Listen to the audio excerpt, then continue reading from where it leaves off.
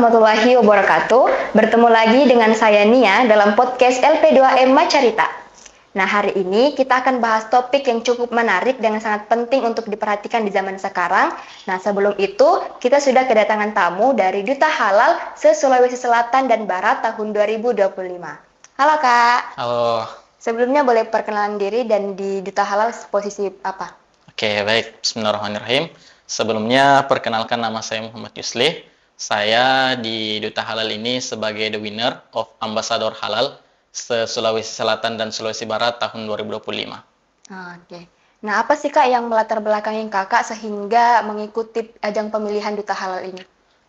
Tentunya yang melatar belakangi saya mengikuti kegiatan ini tentunya ada beberapa hal. Yang pertama bahwa kita mesti melek terkait tentang produk halal itu seperti apa. Halal bukan sekedar kata halal, kemudian halal itu bukan sekedar hanya tren ataupun islamisasi seperti apa. Kemudian yang kedua yang melatar belakangi saya mengikuti ini adalah adanya kemauan saya untuk memperkenalkan budaya yang halal lifestyle itu seperti apa sebenarnya. Kemudian halal yang sesuai dengan syariat itu sebenarnya seperti apa. Kemudian yang ketiga yang melatar belakangi saya adalah adanya dukungan dari kampus tentunya untuk mengikuti kegiatan pemilihan Duta Halal ini. Seperti itu. Boleh diceritakan sedikit Kak tentang pengalaman selama pemilihan kemarin? Oke, terkait tentang pengalaman yang saya ikuti kemarin terkait pemilihan brand ambassador halal 2025 itu tahap pertama adalah penyeleksian peserta. Itu ada sebanyak 65 peserta dari universitas ataupun institusi yang ada di Sulawesi Selatan maupun Sulawesi Barat. Nah, dari 65 peserta itu terpilihlah sebanyak 10 besar peserta yang dimana dari 10 besar itu mengikuti wawancara. Nah, di wawancara itu terseleksi lagi menjadi 6 finalis yang akan ikut di grand final, yang dimana dalam grand finalnya ini memaparkan ide kampanyenya ketika terpilih menjadi Duta Halal itu seperti apa. Nah, dari ide kampanyenya tersebut kita realisasikan sebenarnya ketika terpilih menjadi Duta Halal mau jadi apa dan sebagainya, kemudian role modelnya seperti apa. Nah, itulah yang menjadi tolak ukur ataupun seleksinya di grand final, dan alhamdulillahnya saya dari perwakilannya IAIN Parepare itu yang menjadi winner dari Halal Ambassador ini. Seperti itu. Jadi cukup lebih singkat ya pemilihannya dari Ya. duta-duta sebelumnya. Oke, terus menurut Kakak nih selaku Duta Halal, apakah konsep halal itu hanya merujuk ke makanan dan minuman, atau bisa konsep halal itu bisa merujuk ke hal-hal yang lain? Oke, teman-teman perlu ketahui bahwa sebenarnya konsep halal itu tidak terkait tentang hanya sekedar makanan saja, tetapi di dalam halal ini tentunya ada banyak bermacam-macam. Pertama ada dari bidang kesehatan, farmasi. Di bagian obat-obatan itu yang sangat istilah katanya itu adalah kritis halal, artinya berpotensi bisa saja menjadi haram ketika ada hal-hal ataupun sesuatu yang membuatnya menjadi haram. Seperti misal vaksin, itu kan berpotensi sekali untuk ada hal-hal yang haram itu masuk di obat-obat ataupun di bagian farmasi lainnya. Kemudian yang kedua di bidang kesehatan ataupun bagian kosmetik. Nah, di bagian kosmetik itu kami riset kemarin itu ada saja ataupun ada barang-barang seperti gelatin ataupun apapun itu yang berpotensi menjadi haram. Nah, itu juga yang kami teliti dan kami review. Bukan hanya terkait makanan dan minuman, tetapi terkait tentang kesehatan dan juga terkait tentang kosmetik. Nah, di luar daripada itu, tentunya ada juga yang lain. Seperti itu. Oh, jadi teman-teman sudah kalian dengar tadi bahwa konsep halal itu tidak merujuk ke makanan dan minuman saja, melainkan ada hal-hal seperti kesehatan dan kosmetik. Jadi ini pelajaran untuk teman-teman jika memilih kosmetik baginya perempuan juga, untuk memilih kosmetik untuk memperhatikan sertifikasi halalnya ya Kak, agar tidak sembarang pakai. Oke, terus pertanyaan selanjutnya, di zaman sekarang ini orang-orang sudah mengikuti tren, mau itu tren pembuatan makanan maupun produk-produk lain. Nah, tentunya produk-produk tersebut atau hal-hal tersebut belum jelas tentang sertifikasi halalnya. Nah, bagaimana menurut Kakak tentang hal itu? Nah, sekarang kan orang eh, lebih gampang membuat daripada cross check sebenarnya ini produknya dari apa. Yang penting orang bilang bahwa yang penting enak. Nah, tetapi teman-teman mesti ketahui bahwa sebenarnya gaya tren halal itu bukan sekedar kayak semacam kita terlalu islami sekali, ataupun semisal kayak pilih-pilih makanan, kemudian pilih-pilih alat kosmetik, pilih-pilih bagian obat yang ada saja tulisan logo halalnya, yang itu yang di-keep. Nah, sebenarnya kita ketahui bahwa halal itu bukan sekedar bahwa dia baik untuk kita, tetapi kita ketahui bahwa halal itu tidak semata-mata bahwa dia halal saja. Tetapi kita mesti perhatikan bahwa ada 3 yang menjadi sebabnya bahwa makanan ataupun bagian dari kosmetik dan farmasi ini menjadi halal. Yang pertama adalah di bidang dari mana sumbernya ini apa-apa. Semisal dari makanan, kita buat bakso semisal. Nah, kita lihat di dalam komposisi bakso ini apa saja, apakah ada tercampur semacam daging babi ataukah daging-daging yang haram, kemudian tikus misalnya, atau seperti itu. Kemudian yang kedua adalah cara pengelolaannya. Nah, cara pengelolaannya semisal kayak di bakso tadi, apakah dengan apakah dengan menyembelih sapi secara fikih itu sudah jelas atau sudah bagus caranya? Karena bisa saja kan hewannya halal, tetapi ketika prosesnya ataupun cara mendapatkannya itu atau cara penyembelihannya itu haram, nah itu bisa saja berpotensi menjadi makanan yang tidak sehat. Kemudian yang kedua ada misal darahnya. Nah, kita kan di dalam Islam itu tidak boleh mengkonsumsi darah. Kita perhatikan cara pengelolaannya. Kemudian yang ketiga adalah bagaimana sistem pencuciannya. Apakah menggunakan air yang mengalir atau air yang tergenang? Karena bisa saja air yang tergenang itu kan memang pada dasarnya bahwa dia suci, tetapi tidak menutup kemungkinan bahwa dia itu kotor. Dalam artian bahwa terkontaminasi mau dari bakteri ataupun virus atau apapun itu. Nah, itu yang berpotensi. Kemudian terakhir adalah bentuk pengelolaannya. Nah, setelah kita dapatkan sumbernya dari yang halal, semisal dari sapi yang bagus, kemudian cara pengelolaannya, penyembelihannya bagus. Nah, kita bentuknya seperti apa? Apakah penggunaannya kita menggunakan mesin? Apakah mesinnya itu atau alat yang digunakan itu tidak mengandung unsur-unsur yang diharamkan? Nah, itu yang mesti kita perhatikan. Nah, kemudian bagaimana kita menyikapi terkait tentang makanan ataupun produk yang teman-teman bisa buat itu tanpa ataupun belum ada sertifikasi halalnya.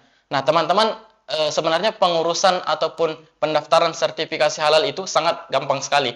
Nah, di BPJPH ataupun bagian dari halal itu ada 2. Yang pertama ada self-reference, yang kedua adalah mandiri.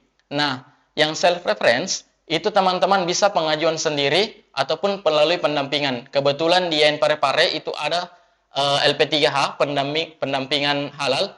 Itu bisa teman-teman atau punya produk bisa daftarkan ke situ. Tetapi ketika teman-teman memiliki restoran ataupun apapun itu, bisa mengajukan ke misalnya di bagian UIN Alauddin itu di bagian LPH-nya, Lembaga Penjamin Halal. Nah, seperti itu, Kak. Nah, untuk progresnya itu teman-teman cukup menunggu saja sampai ada pendamping halal yang turun ke lapangan, memproses teman-teman apakah tadi prosesnya, kemudian prosedurnya bagaimana, kemudian olahannya seperti apa, produknya seperti apa. Nanti paling lama itu 1 minggu sampai 2 minggu itu sudah terbit sertifikasi halalnya, Kak. Oh, jadi seperti itu. Jadi kalau ingin menerbitkan suatu produk harus diperhatikan dari cara pembuatannya, terus proses mendapatkan sertifikasi halalnya. Nah, ini juga penting bagi teman-teman sekalian yang menonton di rumah untuk mengikuti tren itu tidak segampang itu. Kita perlu memperhatikan proses pembuatannya dan tips-tips yang diberikan kakak tadi agar lebih aman dan dikonsumsi oleh teman-teman yang lain. Pertanyaan selanjutnya, Kak, bagaimana sih contoh penerapan halal lifestyle dalam kehidupan sehari-hari menurut kakak? Nah, untuk penerapan halal lifestyle itu teman-teman perlu perhatikan bahwa yang pertama adalah memilah dan memilih produk ataupun makanan yang halal. Nah, yang halal ini seperti apa? Yang pertama itu gampang saja ketika kita sebagai orang yang awam, kita lihat dulu apakah mereka punya sertifikasi halal, apakah mereka punya logo halal. Nah, itu bisa dikategorikan bahwa dia sudah halal. Kemudian yang kedua, kalau memang kita masih was-was, ya kita lihat sertifikatnya. Karena restoran ataupun UMKM itu yang punya sertifikasi halal itu ada sertifikatnya yang mereka terterakan atau yang mereka punya. Nah, teman-teman mesti perhatikan hal itu. Kemudian untuk yang lifestyle kedua adalah di bagian kosmetik. Ini yang paling banyak terjadi dikarenakan pertama adalah jangan sampai kita memilih kosmetik itu yang tidak ada sertifikasi halalnya. Karena kenapa? Pertama, jangan sampai di dalam kandungan kosmetik itu ada barang-barang ataupun hal-hal yang tidak sesuai dengan syariat. Kemudian yang kedua adalah ketika barang itu ada unsur haramnya ataupun merkuri semisal, tidak ada yang bisa menjamin ataupun yang bertanggung jawab atas kejadian seperti itu. Nah, yang kemudian yang ketiga adalah dalam bidang kosmetik ini adalah bagaimana kita ketika kita sudah daftarkan sertifikasi halalnya, itu kita bisa cross check. Nah, kita bisa lihat ternyata kandungan-kandungan seperti apa yang ada di dalam kosmetik ini. Kemudian bisa juga kita sosialisasikan karena sudah ada sertifikasi halalnya secara langsung. Dan ini membuat kalau kami riset kemarin, ketika perbandingan antara UMKM yang tidak ada sertifikasi halalnya dengan ketika sudah terbit sertifikasi halalnya, itu mencapai kepercayaan publik hampir 90%. Dalam artian bahwa sebenarnya logo halal itu bukan sekedar hanya logo, tetapi kepercayaan publik terhadap UMKM itu. Kemudian di bidang farmasi semisal. Nah, orang kan bidang farmasi, orang kan bikin obat seperti ini, ramuan seperti ini dan sebagainya. Nah, kita mesti cek dulu sebenarnya di dalam obat ini ada kandungan seperti apa dan ada gunanya untuk apa, efek sampingnya seperti apa, kemudian apa-apa saja ketika kita konsumsi ini, apa yang kita boleh konsumsi setelah meminum ini, kemudian apa yang tidak boleh kita makan setelah meminum ini. Nah, itu yang kita mesti perhatikan sebagai kita lifestyle hidup halal seperti itu. Jadi teman-teman yang ingin mengajukan halalnya itu bisa saja seperti kemarin kami turun lapangan di ST semisal. Nah, itu bisa saja kami terbitkan walaupun kita lihat bahwa hanya sekedar ST, hanya teh dicampur es selesai. Tetapi ternyata ya lagi-lagi halal itu tidak sekedar bahwa kita halal saja, tetapi itu tadi dari 3 hal yang pasti kita perhatikan. Saya. Jadi sertifikasi halal itu sangat penting untuk semua produk maupun UMKM ya Kak. Oke, pertanyaan terakhir nih Kak, ada nggak nih pesan-pesan untuk teman-teman yang masih ragu-ragu untuk mengambil langkah baru atau yang masih terjebak dalam zona nyamannya? Oke, terkait tentang teman-teman yang masih mau punya pengalaman baru semisal atau tidak mau stuck atau tidak mau hanya di zona nyamannya, ya yang pertama kita mesti melatih diri kita life skill kita seperti apa ataupun di bidang apa seperti itu.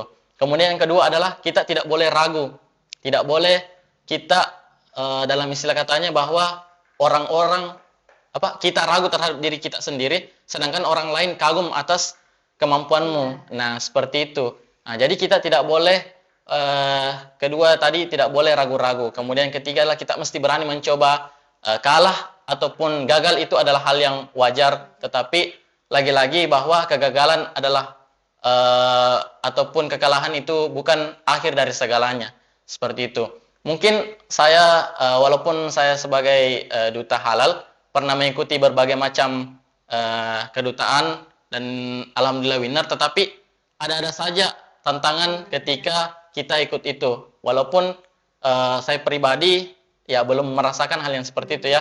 Jadi saya tidak bisa merasakan ataupun mengemukakan bagaimana rasanya kalah ataupun seperti itu. Nah, tetapi yang saya mau tanamkan bahwa usahalah dulu seperti itu. Usahalah dulu, berdoa, ya urusan hasil itu belakangan pi. Kan hal yang paling berharga yang tidak bisa dibayar itu adalah pengalaman.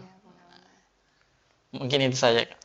Oke, demikianlah podcast LP2M Cerita pada hari ini. Saya Nia dan kru yang bertugas pamit undur diri. Wassalamualaikum warahmatullahi wabarakatuh.